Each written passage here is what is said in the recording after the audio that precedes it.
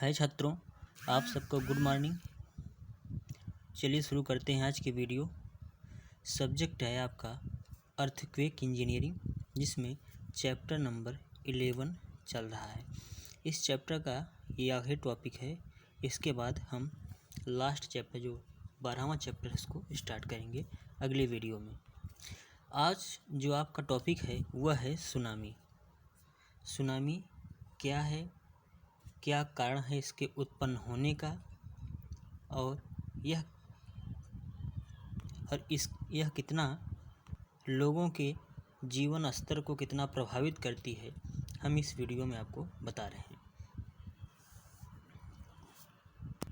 पीछे कॉलेज में हमने सुनामी के बारे में आपको थोड़ा बहुत बताया है, लेकिन ये जो टॉपिक आज बता रहा हूँ, जब एग्ज़ाम में यही क्वेश्चन 5 नंबर या 4 नंबर में जब पूछा जाएगा तो आपको थोड़ा सा विस्तृत आंसर चाहिए वहाँ लिखने के लिए। तो यहाँ हम अच्छे से सुनामी के बारे में आपको बता रहे हैं। तो सबसे पहले आप जानिए कि सुनामी एक जापानी भाषा का शब्द है। सुनामी कैसा शब्द है? जापानी शब्द है। जापानी शब्द इसलिए है कि जो सुनामी है वह सबसे अधिक प्रभावित की है जापान देश को। वहाँ अब तक लगभग 200 बार सुनामी आ चुकी है। तो पूर्व में सबसे पहले जापान में ही सुनामी आती रही है, इसलिए सबसे पहले वहीं इसका नाम दिया गया सुनामी। इसका अर्थ है, इसका जो मूल अर्थ है वह है बंदरगाह की ऊंची लहरें।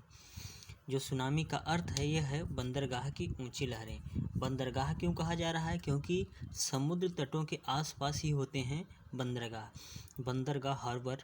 बंदरगाह को आप जानते हैं कि एक देश से दूसरे देश के बीच जो सामग्री है, माल है, उसका आयात निर्यात किया जाता है।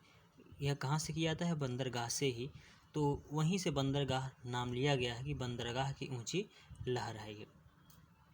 अतः समुद्र में उठने वाली ऊंची ऊंची लहर को ही सुनामी कहा जाता है। जो समुद्र में ऊंची ऊंची लहरें उठती हैं उन्हीं को ही कहा जाता है सुनामी। जो लहरें उठ रही हैं समुद्र में ऊंची ऊंची, उन्हीं को कहा जाता है सुनामी। आगे देखिए, जब भूकंप समुद्र में आता है, यानी जब भूकंप का उद्गम केंद्र कहाँ होता है? समुद्र तली में होता है, समुद्र के आसपास के क्षेत्रों में होता है, तो यह सुनामी बन जाता है। तब वही जो भूकंप होगा किसका रूप ले लेता है? वहाँ सुनामी का रूप ले लेता है। क्योंकि वहाँ होता क्या है, उस भूकंप के कारण जो ऊर्जा अवमुक्त होती है वह किस फॉर्म में होती है? तरंगों के रूप में होती है।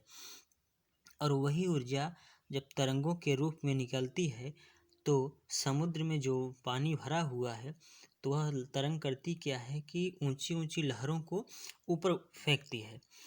तो जब ऊंची ऊंची लहरें उठी तो वही क्या हो गया? सुनामी हो गया। जापानी भाषा में यदि बात करी जाए सुनामी की, तो सु का अर्थ होता है समुद्र या समंदर। सु का अर्थ क्या है? समुद्र या समंदर। तथा नामी का अर्थ है लहर, यानी समुद्र में या समंदर में उठने वाली ऊंची ऊंची लहरें ही क्या कहलाती हैं? सुनामी। अब आपको पता हो गया कि सुनामी नाम क्यों रखा गया है। सुनामी शब्द जापानी भाषा का शब्द है, जिसमें सु का अर्थ है समंदर तथा नामी का अर्थ है लहर। जब समुद्र के गर्भ में भूकंप के कारण तेज हलचल होती है तो समुद्र की ऊंची ऊंची लहरें किनारों को अपने चपेट में ले लेती हैं और तटों पर भारी तबाही मचाती हैं। यानी जब जो भूकंप है यह समुद्र के भीतर उसका उद्गम केंद्र होता है, तो भूकंप के कारण होता क्या है कि ऊर्जा अवमुक्त होती है।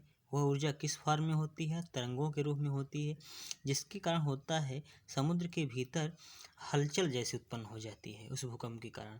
तो होता क्या है कि तरंगों के साथ साथ ऊंची ऊंची लहरें जो हैं ऊपर उठती हैं, और यही लहरें जब उठकर किनारों पर गिरती हैं तो किनारों पर जो बसी हुई बस्तियां हैं, बंदरगाह हैं, तो उनको क्या करती है? यह अपने चपेट में ले लेती है, और जिससे तटों पर क्या होती है? भारी तबाही मचाती है। लेकिन आप एक बात यह भी ध्यान रखिए, जब यही ऊंची ऊंची लहरें बीच गहरे समुद्र में होती हैं तो वह उतना प्रभावकारी नहीं होती हैं, क्योंकि इनकी तीव्रता तटों पर आते आते क्या हो जाती है, कम हो जाती है। लेकिन जब यही लहरें किनारों पर उठती हैं तो क्या होता है कि ये तटों पर आकर गिरती हैं, ऊंचाई के साथ तटों पर आकर गिरती हैं। तो तटों पर जो बस्तियां बसी हुई हैं, बंदरगाह बसी हुई हैं, स्थित हैं, जो बंदरगाह स्थित हैं, तो उनको अपने चपेट में ले लेती है और वहाँ पर भारी तबाही मचाती है।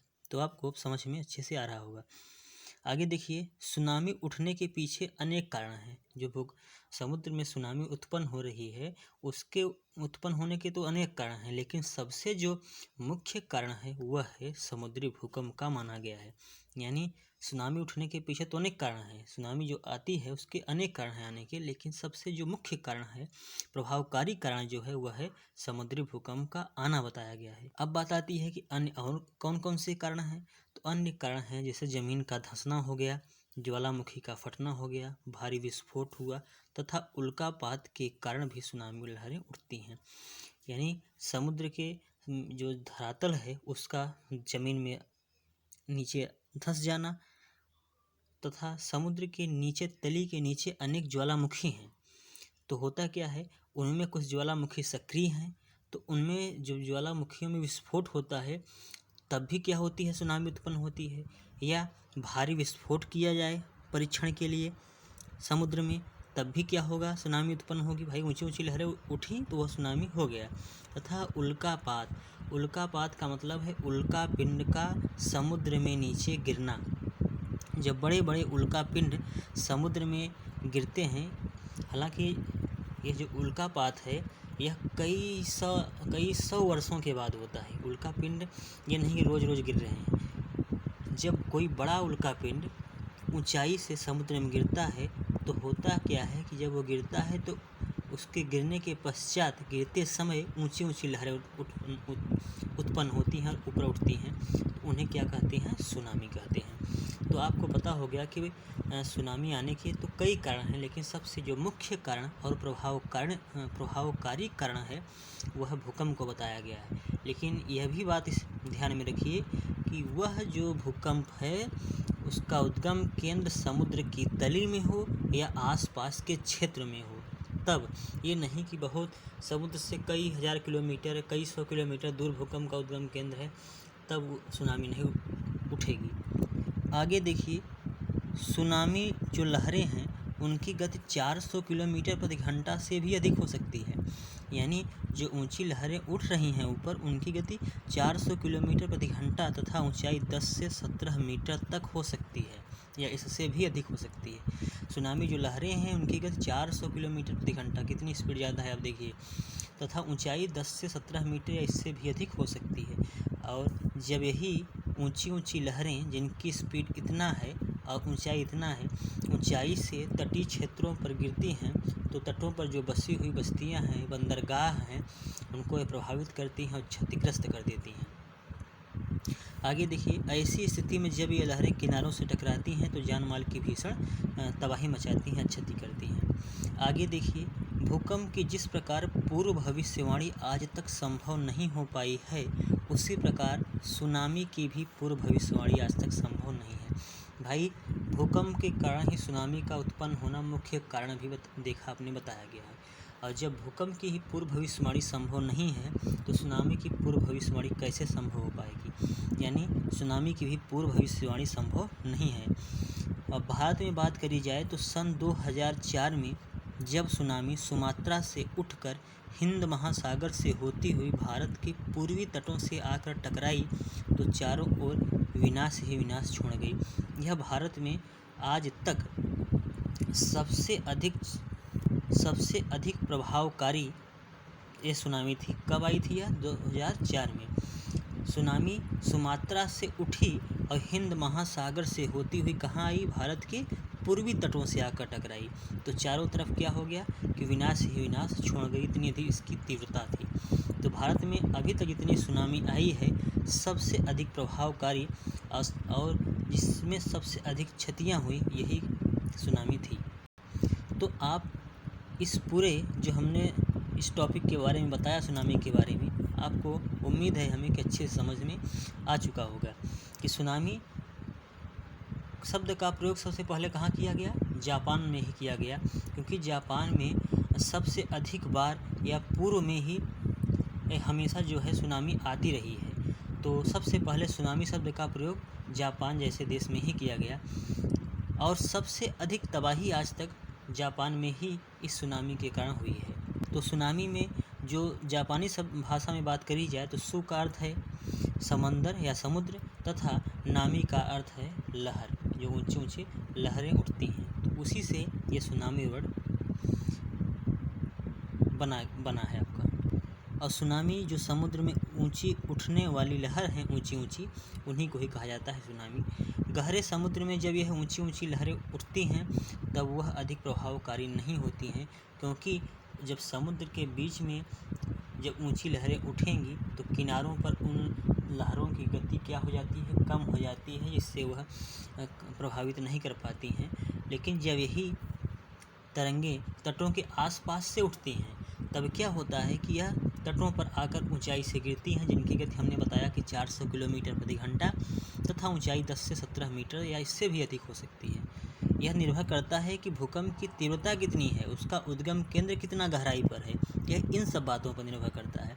तब वह ऐसी स्थिति में सुनामी है अधिक क्षतिग्रस्त करती है। हमने यह भी बताया कि जिस प्रकार भूकंप की पूर्व भविष्यवाणी संभव नहीं है, उसी प्रकार आज तक सुनामी की भी पूर्व भविष्यवाणी संभव नहीं हो पाई है। सुनामी उठने के अनेक कारण हैं, लेकिन जिसमें सबसे प्रभावकारी कारण किसे बताया गया है? भूकंप को बताया गया है। अन्य कारण क्या हमने बताया? ज़मीन का धंसना हो बताया, ज्वालामुखी का फटना। समुद्र की तली के नीचे अनेक ऐसे भी ज्वालामुखी हैं जो कि सक्रिय हैं और उनमें हम मान के चलिए कई वर्षों में, अभी तो पता नहीं है किसी को कि कब ज्वालामुखी फटेगा, तो उन ज्वालामुखी में जब विस्फोट होता है तब भी ऊंची ऊंची लहरें उठती हैं। भारी विस्फोट किया गया समुद्र में परीक्षण के लिए, तब भी ऊंची लहरें उठती हैं। तथा बड़े बड़े उल्का पिंड जो कि कई सौ वर्षों में जब बड़े उल्का पिंड समुद्र में गिरते हैं तब भी ऊंची ऊंची लहरें उठती हैं। तो हमने ये सब आपको अच्छे से बताया। अब अगला जो चैप्टर आपका 12वां होगा, हम इसे अगले वीडियो में स्टार्ट करेंगे। वीडियो को अच्छे से 1-2 बार आप देखिए और अपनी नोटबुक में इसको नोट कर लीजिए। Okay, thank you.